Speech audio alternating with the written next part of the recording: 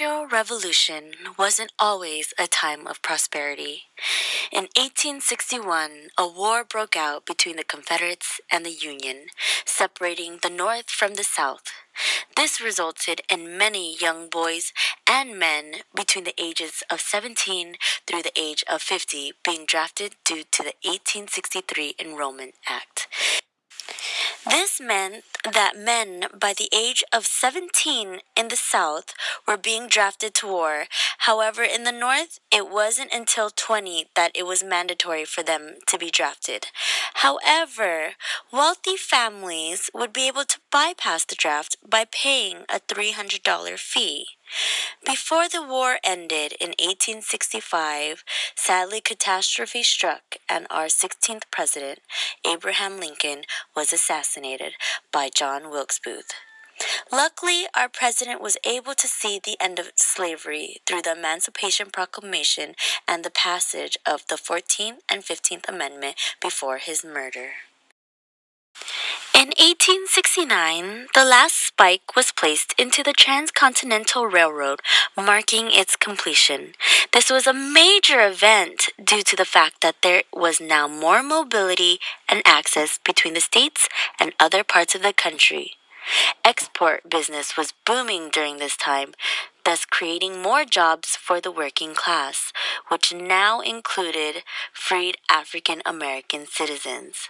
The Civil Rights Act of 1875, where it became a federal law that guaranteed African Americans equal treatment in public accommodations, public transport, and to prohibit exclusion from jury service.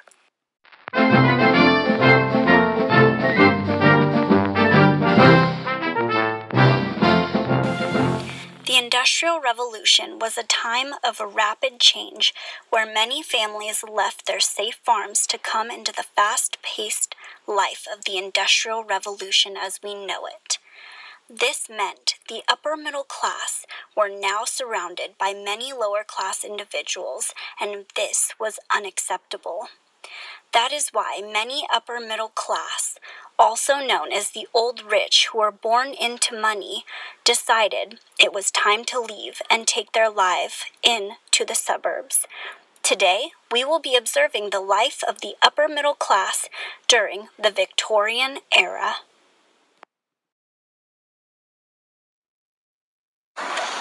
Henry White is the father and head of household. He is the breadwinner of the family, meaning he has all the money. He is the sole provider for his wife and 3 children. He made it big in the business of finance. He's a banker. Henry spends most of his day at work and participating in games and drinking activities with his friends. He is a respected and well-known member of the community. This is Margaret. She is the stay-at-home mother who takes care of the children and house duties while Henry is out of the house. She was married off by her father, who was a hard-working upper-middle-class man, into a rich family. She spends most of her day telling the houseworkers how to prepare meals for the children and the father when he returns home from work. Now that her children are a little bit older, she is focused on prepping her daughter, Anastasia, for marriage and a housewife work. Bye, Margaret. I'm off to work. Oh, wait, honey, will you be home for dinner later?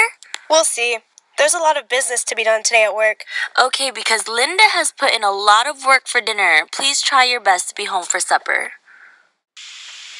This is William. He is 17 years old. He is expected to take over the family business, but he believes it is his duty to serve in the war.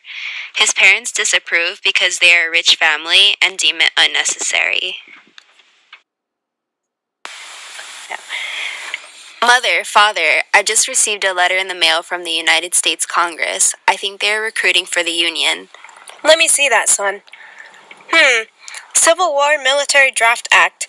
What is this nonsense? I forbid them to force you to join.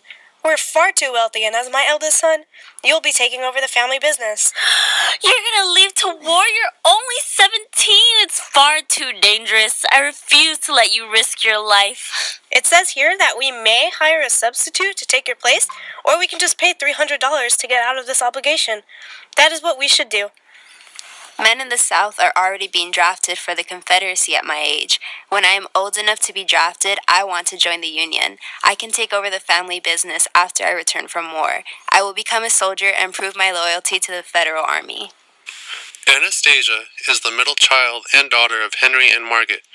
She spends most of her leisure time reading English novelties such as Oliver Twist and Pride and Prejudice, and playing piano recitals.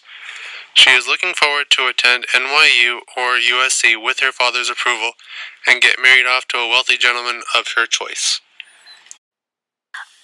Oh my goodness, look, sweetie, this dress will look so cute when you attend the ball with Hunter.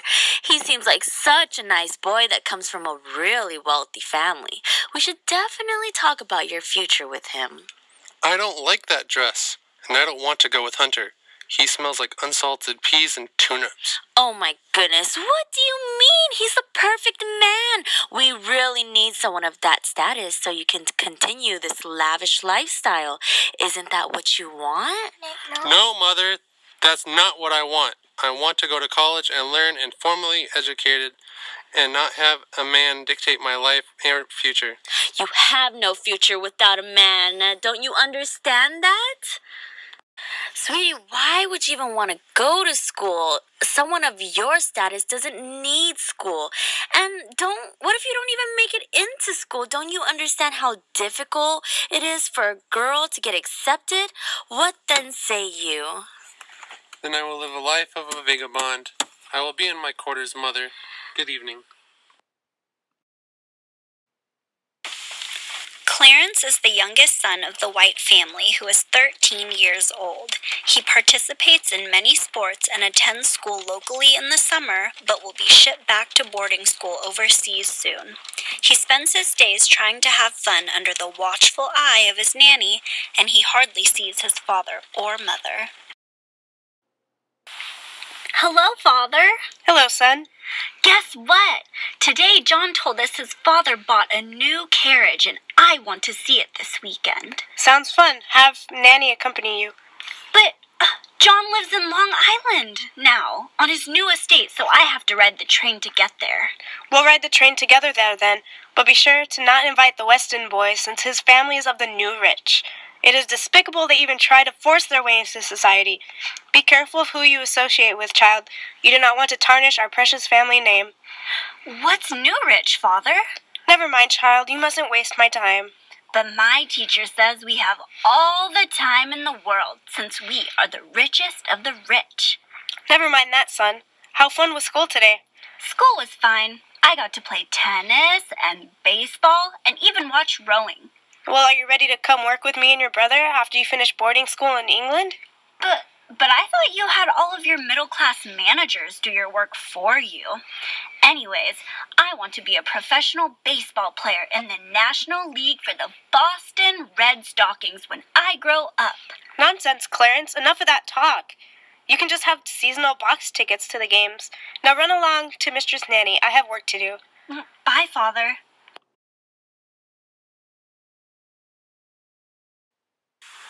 Mother and father are controlling our lives.